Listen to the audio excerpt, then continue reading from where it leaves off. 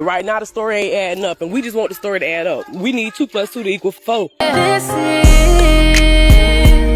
the kind of letter kiss me up all night.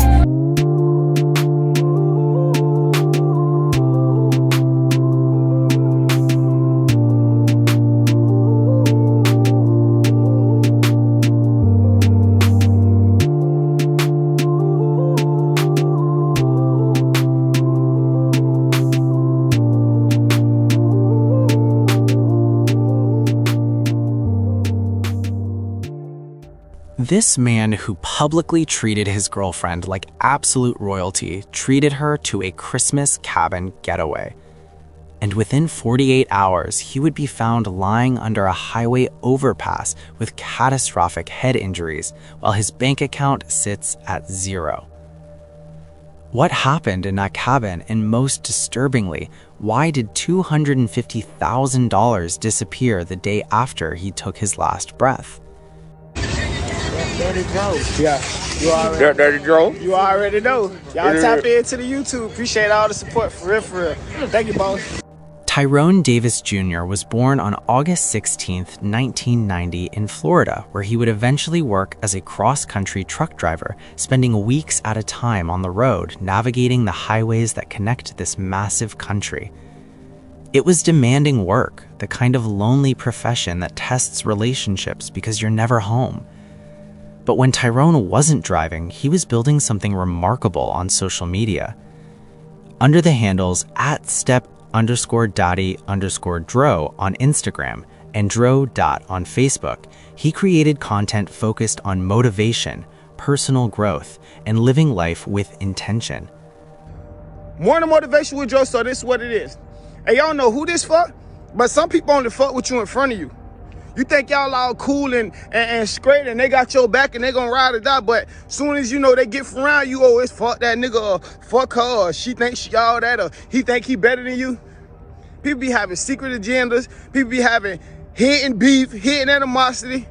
Watch the crowd you keep around you, man. Watch the people that you keep around you, man, and watch how highly you speak of people, because just because you speak highly of them, man, you feel that way about them, don't mean that shit reciprocated. Don't mean they feel the same way. They may put on the front in front of you like, oh, it's all love, but as soon as they get around you, they huddle up gossip about you, man. Watch who you keep around you, man, and protect your energy, man. Don't just be giving your energy out to people. Don't just be available to people that don't really fuck with you like that, though, man. Separate the passengers from the hitchhikers. Morning motivation with Joe, that's what it is.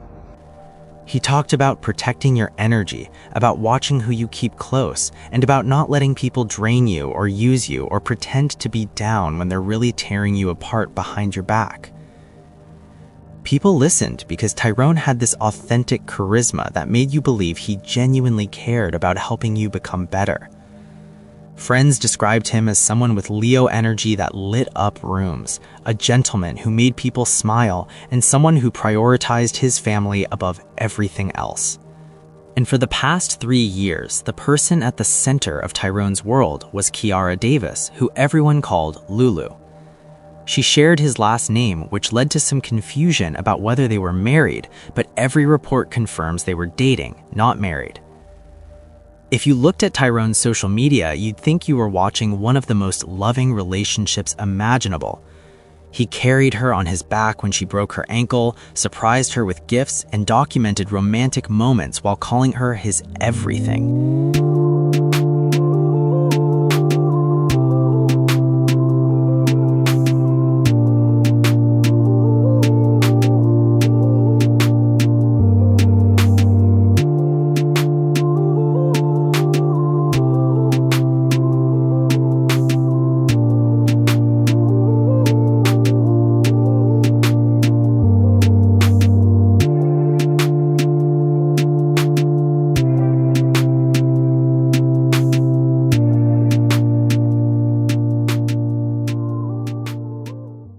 Lulu would later describe Tyrone as her best friend and soulmate, saying they were inseparable and had planned their whole life together with marriage, a home, and children on the horizon.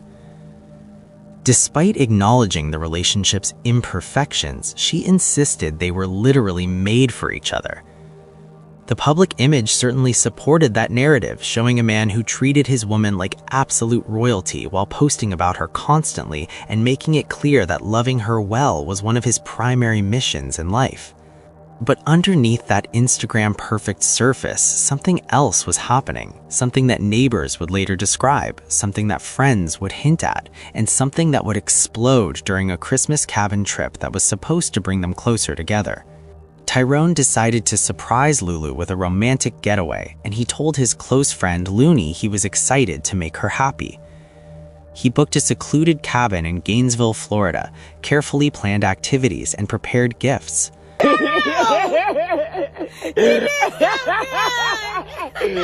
love you. I love you too. Man, I love you. You my everything. Oh my God. Mama, I love you, Lou. Yeah, so I can close the door. I love you, Lou. Take your time. Man, I love you. You my everything. Thank you so much. Here, give me a kiss. I love you too. You're so perfect. It gets better. No, my baby is out here. Can't go outside. You don't punish me, right? Then, on December 25th, 2025, they headed out for what should have been a week of celebration, intimacy, and joy. The social media posts from those first days looked exactly like you'd expect. They decorated the cabin together, played games, and cooked meals of steak with potatoes and corn. Lulu gave Tyrone a firearm as a Christmas gift while he reciprocated with designer items and jewelry. They documented it all, smiling and laughing while looking like two people completely in love. But neighbors at the cabin heard something entirely different. They reported overhearing heated arguments, and in these arguments, it wasn't Tyrone who was raising his voice, but rather Lulu. Multiple witnesses described her as the aggressor, loud and confrontational, while Tyrone seemed to be trying to keep things calm. Then something happened that made them leave the cabin early. Neighbors saw Lulu dragging belongings to the car by herself, even though she was still recovering from her ankle injury and wearing a medical boot. They checked out of the cabin and got a hotel room nearby. Then, on December 27th, around 4 or 5 in the afternoon, they stopped at Papa John's to pick up pizza and chicken wings. Surveillance footage from Papa John's would later become critically important because it showed Tyrone completely fine, uninjured, in good spirits, and looking like just a normal guy picking up dinner with his girlfriend. 10 minutes later, Tyrone Davis Jr. would be found dying under a highway overpass. And the story that Lulu would tell wouldn't make sense to anyone, not to the family, the witnesses, and certainly not to the people who understood that the injuries Tyrone sustained weren't consistent with the explanation being given. Here's what we know about those final minutes. Lulu claims they were arguing in the car when Tyrone asked to be let out so he could cool down. According to her version, she drove away to a gas station about 5 minutes up the road and waited there. She says she saw emergency vehicles heading back towards the underpass, but instead of going back to check on him, she left the gas station and went somewhere else. The couple who found Tyrone, a nurse named Randy, and her husband would later describe what they witnessed in vivid detail. They were leaving a Texas Roadhouse restaurant at 5:02 in the evening when they approached the intersection near the underpass and saw a car stopped in front of them with its flashers on. When they went around to see what was happening, they discovered someone lying in the road. Randy immediately got out because she's a nurse, and she found Tyrone with a pulse and breathing, but severely disoriented. His pupils were normal and he was moving slightly but couldn't respond to questions. While Randy was stabilizing him and checking his neck, her husband surveyed the scene, and what he saw raised immediate red flags. Tyrone's wallet was lying on the ground with about $15 in cash laid out next to it with his cell phone nearby. The husband's first thought was that this looked staged, as though someone had arranged the scene to make it look like this wasn't a robbery. The chicken wings were by Tyrone's feet, unopened, while the pizza was scattered across the road. And here's the detail that made no sense. They were coming from the opposite direction of Papa John's. If they just picked up fresh, hot food, why were they driving away from their hotel instead of towards it? But wait, because there's more to this scene that gets even stranger. Randy and her husband weren't actually the first people there. The 911 dispatch audio describes the initial call as a pedestrian versus sedan incident, meaning someone had already called it in and was already blocking off the scene with their vehicle. Randy and her husband arrived seconds later. And the first responder on scene told family members that when he arrived, Tyrone's belongings were already arranged on his chest, with the wallet, the phone, and the cash carefully placed there. Now, here's where Lulu enters the scene at the underpass, and this is where the eyewitness accounts get really disturbing. Remember, Lulu claims they were waiting at a gas station 5 minutes away when she saw emergency vehicles. According to her story, she then went somewhere else and waited, but Randy and her husband say Lulu showed up at the scene approximately 2 minutes before the ambulance left, which means she didn't stay away, but rather came back. Yet her demeanor when she arrived is what disturbed the witnesses most. Randy's husband described it explicitly. When someone you love is lying in the road with catastrophic injuries, you rush up panicking while asking what happened, asking if they're okay, and showing concern, fear, and desperation. That's the normal human response to seeing your soulmate dying in the street. But Lulu didn't approach Randy and her husband to ask about Tyrone's condition. Instead, she went straight to the ambulance. And according to multiple witnesses, she showed no emotion whatsoever, displaying no tears, no panic, and no shock. Just a calm, rehearsed story about being at the gas station, about him asking to get out of the car to cool down during an argument, with her driving to a gas station and waiting, then seeing emergency vehicles. Randy's husband said it looked like she was there to get her story straight rather than to help her dying boyfriend, as though she was making sure everyone heard her version of events before the ambulance took Tyrone away. Here's another detail that bothered witnesses. Lulu was wearing a medical boot because of her ankle injury, but she was moving quickly and easily without hobbling or struggling. Tyrone was rushed to the hospital, but he was admitted as a John Doe because he didn't have identification on him. Remember, his 3 cell phones were missing. His wallet, even though witnesses saw it at the scene, somehow wasn't with him at the hospital, and the firearm Lulu had gifted him was never recovered. And here's where the timeline gets absolutely critical, because Tyrone's family wasn't notified for 24 hours. His mother, Renee, his father, Tyrone Sr., his aunt Natasha, and his cousin Natalie, none of them knew their son, their nephew, or their cousin was dying in a hospital. Lulu visited the hospital but left before the family arrived, never speaking to them directly or explaining what happened. She just disappeared. The medical reports showed the devastating extent of Tyrone's injuries. Skull fractures extending from the back of his head all the way to the front, along with severe blunt force trauma and brain damage so catastrophic that he was declared brain dead shortly after arrival. A doctor who examined him told family members that the injury pattern was inconsistent with a simple fall, or even with someone jumping out of a moving vehicle. The injuries looked like he'd been struck with significant force or pushed from a vehicle traveling at speed, but definitely not like someone who'd voluntarily exited a slowly moving car during an argument. Tyrone was kept on life support so family members who were traveling could say goodbye. Then, on December 29, 2025, surrounded by family, the machines were turned off and Tyrone Davis Jr. was pronounced dead. The confusion deepened because the story kept changing.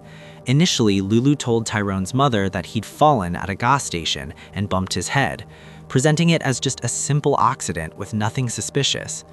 Then the story evolved into him asking to get out of the car to cool down during an argument, with her driving to a gas station and waiting. Police would eventually settle on this version, saying Tyrone jumped from the car while it was moving in traffic, but the family wasn't buying any of it. Here are the problems with every version of this story. First, Tyrone was a professional truck driver who spent his entire career on the road, thoroughly understanding exactly how dangerous vehicles are. His family and friends cannot imagine any scenario where he would jump out of a moving car, especially while holding food and especially on a busy road at 5 p.m. in the evening when traffic is heavy. It simply doesn't make sense. Second, if he did jump out of a moving vehicle, where are the road rash injuries? Where are the scrapes and cuts from hitting pavement at speed? The witnesses who found him described injuries consistent with blunt force trauma to the head, not the kind of full-body abrasions you'd expect from someone tumbling across asphalt after jumping from a moving car during an argument. Third, the location makes absolutely no sense. The Papa John's where they picked up food is in one direction, their hotel is in another direction, and the underpass where Tyrone was found is on the route away from both locations. Why would they be driving in that direction with fresh hot food if they were heading back to their hotel? And fourth, perhaps most damning of all, Lulu's behavior at the scene and at the hospital was completely inconsistent with someone who just witnessed a tragic accident involving the person they claim to love more than anything. While Tyrone's family was planning his funeral and trying to understand how their vibrant, healthy 35-year-old loved one ended up dead under a bridge, rumors started circulating about financial transactions that allegedly occurred the day after his death. According to multiple social media accounts and family statements, Tyrone shared a bank account with his mother, Renee, which was apparently a practical arrangement since he was on the road so much. Then, on December 30th, 2025, just one day after Tyrone was pronounced dead, someone allegedly accessed that account and transferred approximately $250,000 out of it, leaving the balance at zero. The accusations point directly at Lulu. Family members claim the transfers appeared to come from Tyrone's credentials, possibly through banking apps on the cell phones that went missing after the incident. The phones that disappeared from the scene had access to bank accounts. Now, it's important to note that these allegations have not been confirmed by police or in any official capacity, and no charges have been filed related to any financial crimes. Lulu herself has denied these accusations, calling them outright lies, but the family insists it happened, with Tyrone's aunt going on social media specifically asking Lulu why she transferred money out of the account Tyrone shared with his mother the day after he was pronounced dead. Family sources claim that 3 months before Tyrone's death, Lulu removed his children from an insurance policy. If true, this suggests planning, someone thinking ahead about what would happen if Tyrone wasn't around anymore. However, again, this hasn't been confirmed in any official capacity. What has been confirmed is that the Gainesville Police Department investigated the incident and classified Tyrone's death as non-suspicious. They say they have substantial evidence supporting the conclusion that Tyrone jumped from the moving vehicle, claiming this was a tragic accident but not a crime. They also say the investigation is technically still active and pending, though no charges have been filed against anyone as of today. On January 17, 2026, dozens of people gathered under the Archer Road overpass where Tyrone was found. They wore shirts with his picture, held signs demanding justice, chanted and called out what they see as inconsistencies and lies in the official investigation. Because to them, nothing about this adds up. It's a thin line between love and hate. It's a real thin line. They found my nephew's body under a bridge on Archer Road, on the side of the road. They found my nephew under a bridge and said a car pulled up and he stepped out of the car and staggered and fell to the ground. How in the hell that you left my nephew and then found him under a bridge when ain't nobody under the bridge, Lord God? You guilty for that alone. Your ass gonna pay for what happened to my nephew. And whatever the truth is, it is gonna come out. Tyrone's father gave emotional statements to local media, saying all he wants is answers. His aunt Natasha has been particularly vocal, doing multiple social media lives detailing inconsistencies in the police narrative and in Lulu's various versions of events. Meanwhile, his cousin Natalie spoke at the protest about how the family was initially told completely different stories than what police eventually settled on. But here's where the story takes another complicated turn. While Tyrone's father's side of the family is pushing hard for justice and answers, his mother's side of the family has been notably quieter. And that silence has created a rift that's almost as painful as the loss itself. A family friend who identifies as a minister close to Tyrone's mother came forward with stunning claims. This person says that Lulu has actually passed multiple lie detector tests, somewhere between 3 and 4 of them. And according to this minister, those tests cleared Lulu of any wrongdoing in Tyrone's death. The minister also revealed something that nobody had talked about publicly before. She claimed that Tyrone had a history of putting his hands on Lulu during arguments. She criticized Tyrone's father's side of the family for painting him as an angel when the reality was much more complicated.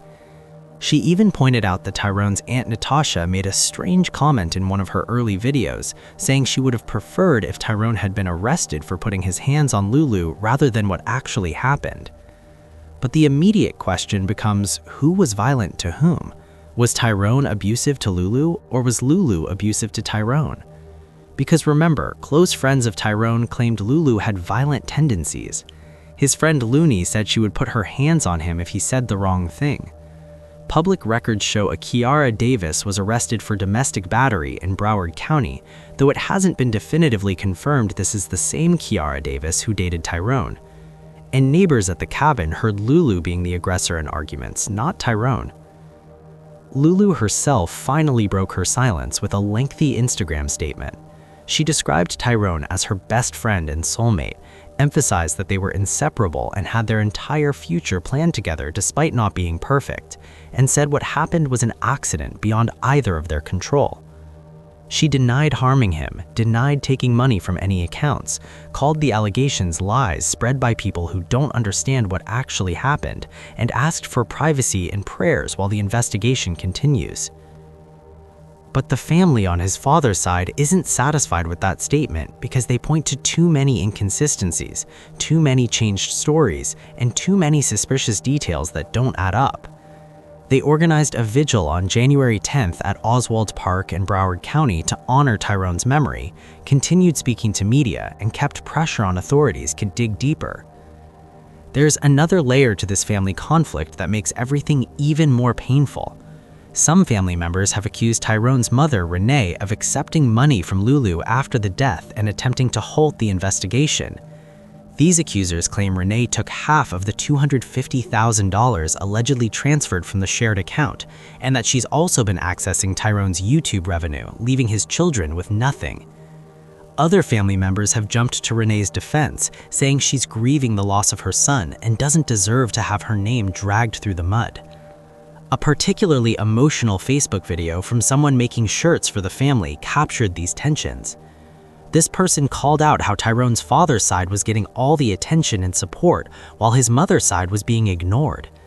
She talked about how Renee had to pay for the funeral while other family members profited from selling memorial shirts.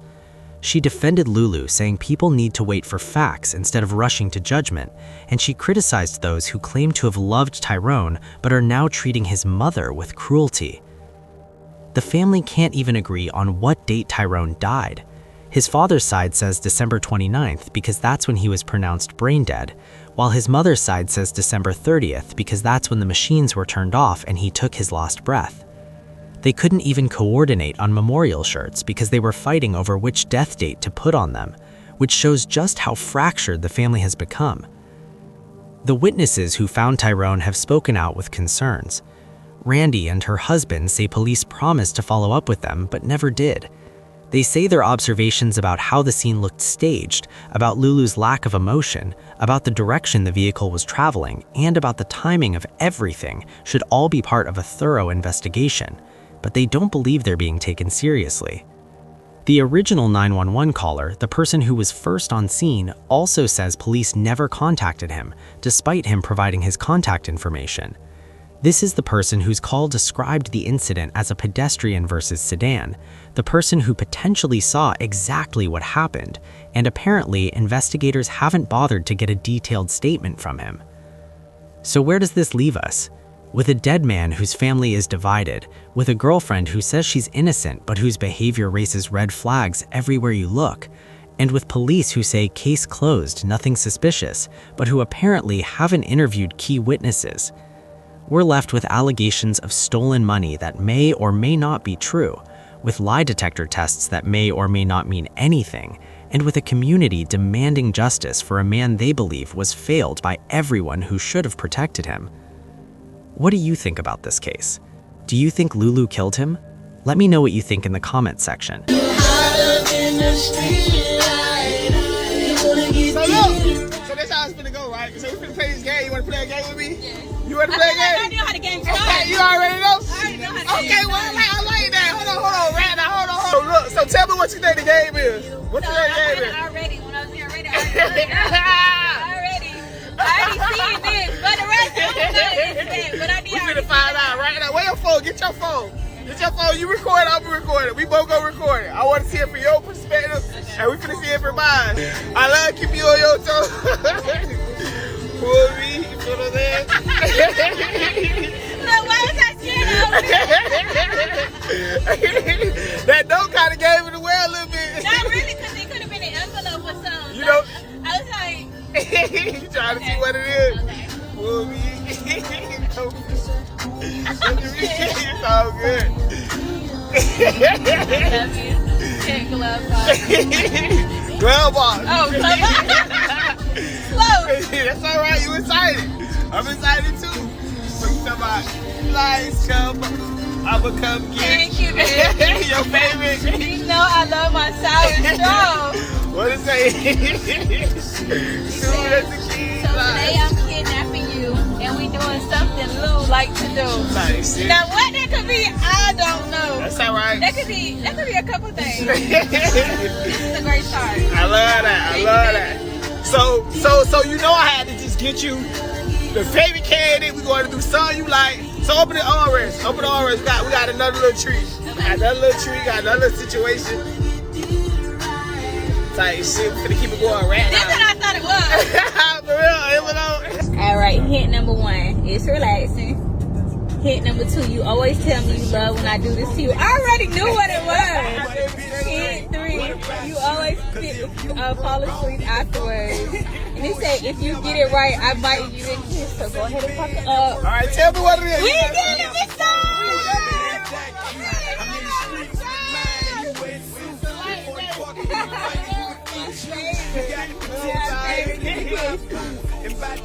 My favorite. Since you got all of them right, you know what I'm saying? I got nothing here for you. What he say? I had to grab you a snack in case you get hangry. Click on one of the cards on your screen to see more videos like this.